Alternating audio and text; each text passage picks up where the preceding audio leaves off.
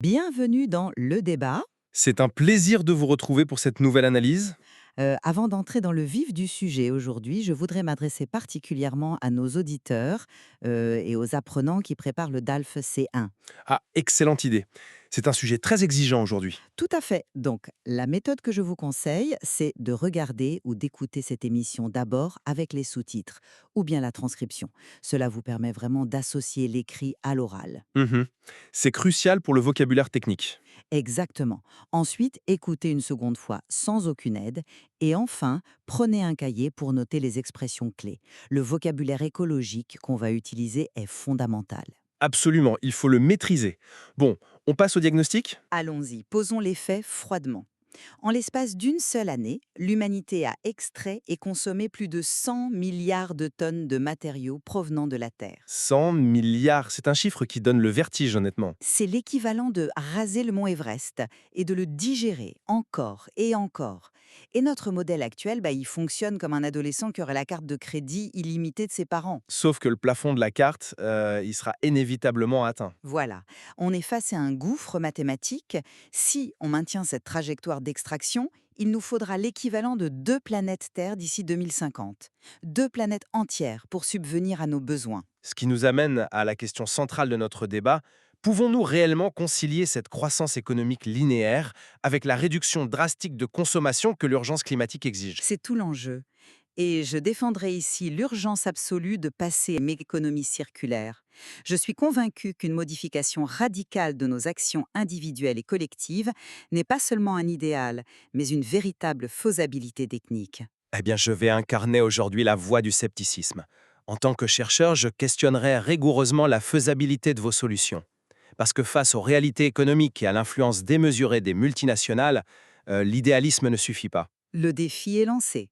Pour commencer, je dirais que le modèle linéaire, vous savez, le fameux extraire, fabriquer, consommer, jeter, ce modèle est mort. Mort, c'est un grand mot. C'est la réalité. Les conséquences ne sont plus de vagues menaces lointaines. Regardez la crise climatique, la déforestation massive. Et les océans, ils sont saturés par des millions de tonnes de plastique qui détruisent littéralement la faune marine. Je ne nie absolument pas ces faits environnementaux. L'hémorragie est là, c'est indéniable. Donc face à cela, en tant que citoyenne et experte inquiète pour notre avenir, je soutiens que la réduction drastique de notre consommation et l'adoption stricte du modèle circulaire sont les seules issues possibles. Il faut fermer la boucle. Et c'est là que je rejette votre idéalisme. Votre diagnostic est bon, mais vos solutions, elles font peser un fardeau incroyablement injuste sur les citoyens. Et juste, en quoi est-ce injuste de demander de la responsabilité? Parce que le système entier repose sur la rentabilité financière des entreprises, pas sur la vertu des consommateurs. Comment pouvez-vous demander à un citoyen lambda de sauver le climat alors que les produits bon marché dont ils dépendent reposent sur des conditions de travail inhumaines et des salaires dérisoires dans les pays producteurs? Je ne dis pas que c'est facile, mais le citoyen a un pouvoir d'action direct. Et c'est ce qu'on va voir dans notre premier round, sur l'individuel face au diagnostic. Très bien. Parlons-en de l'action citoyenne et de ce fameux mythe du recyclage. Ce n'est pas un mythe. Prenez la mise en œuvre pratique du zéro déchet au sein même des foyers. Ce sont des actions très concrètes. Privilégier les contenants en verre, utiliser des sacs en tissu réutilisables, acheter en vrac pour éviter tous ces emballages plastiques inutiles. Mhm. Le bocal en verre va sauver le monde, donc. Ne soyez pas cynique, c'est une réallocation du capital. Si on réduit drastiquement notre consommation de viande industrielle, qui est une source massive de gaz à effet de serre, ou qu'on achète des vêtements plus chers mais durables, on coupe les vivres modèles destructeurs. Je suis désolé, mais utiliser des sacs en tissu face à l'industrie fossile, c'est comme essayer de vider l'océan avec une petite cuillère. C'est de la pensée magique. Pas si des millions de personnes le font simultanément. Mais vous ignorez une réalité sociologique brutale.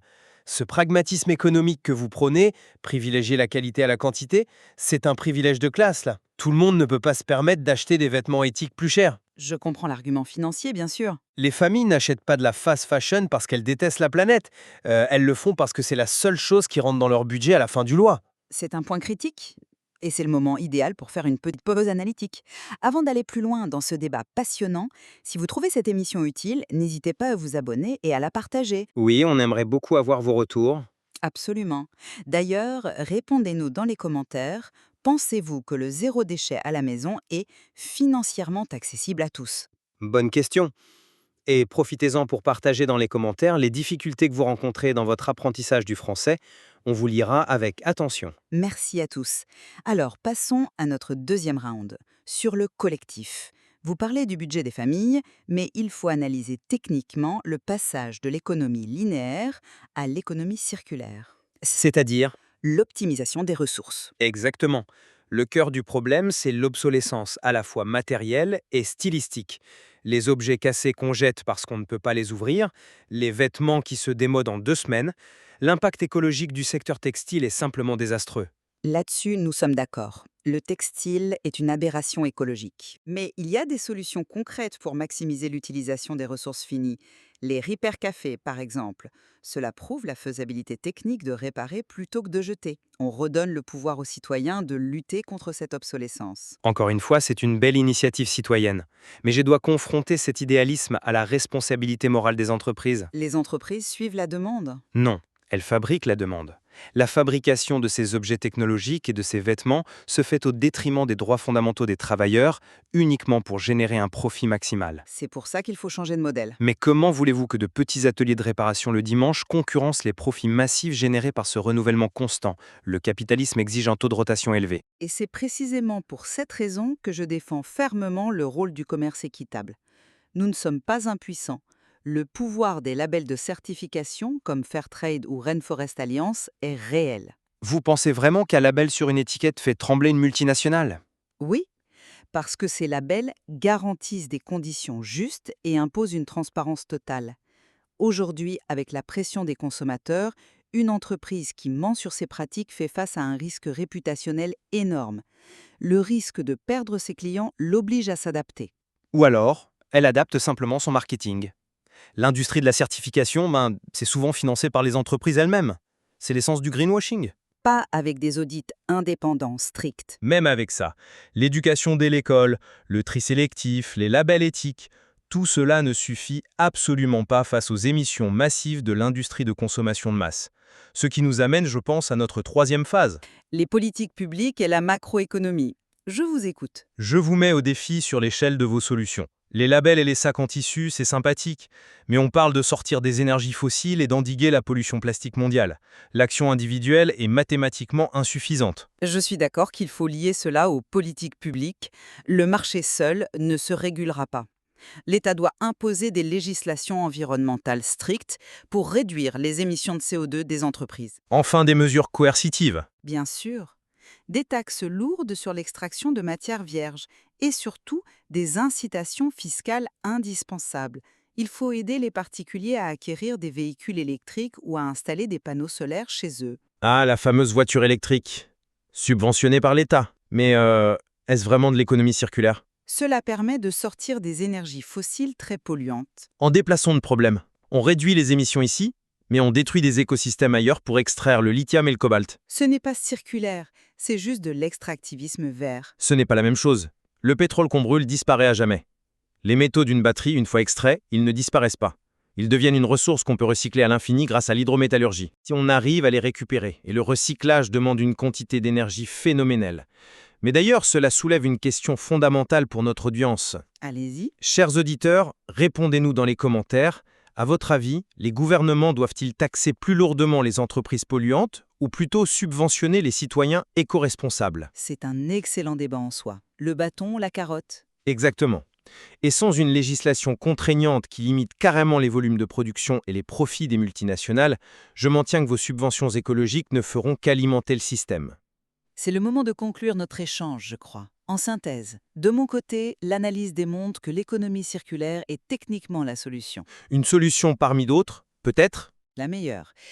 Les choix éthiques, c'est à mieux réparer ses objets, vérifier les labels de certification, tout cela est possible. Mais cela nécessite effectivement un changement radical de philosophie de vie de la part de chacun. Pour ma part, je confirme évidemment que le constat environnemental est indéniable et tragique. Cependant, je maintiens fermement ma position de chercheur sceptique. Je n'en doutais pas. Sans des législations internationales dures, contraignantes, qui limitent les profits des multinationales et interdisent l'obsolescence, le pragmatisme économique continuera d'écraser votre idéalisme écologique. Eh bien, nous n'allons pas déclarer de vainqueur aujourd'hui. Mais ce n'est pas le but. Non, bien sûr. La véritable valeur, c'est d'analyser ces systèmes complexes. Comprendre comment un simple sac en tissu est lié aux grandes lois sur le CO2. C'est essentiel pour saisir les véritables enjeux de notre siècle. Tout est interconnecté. C'est ce qui rend le sujet du DALF C1 si riche. Exactement. Alors, merci de nous avoir suivis. N'oubliez pas de partager cette émission autour de vous. Et de participer dans les commentaires. Oui, d'ailleurs, si vous souhaitez recevoir le PDF de l'épisode pour réviser le vocabulaire, demandez-le nous dans les commentaires et nous vous l'enverrons avec plaisir. C'est un excellent outil pour réviser. Merci encore à tous pour votre écoute. À très bientôt dans d'autres épisodes.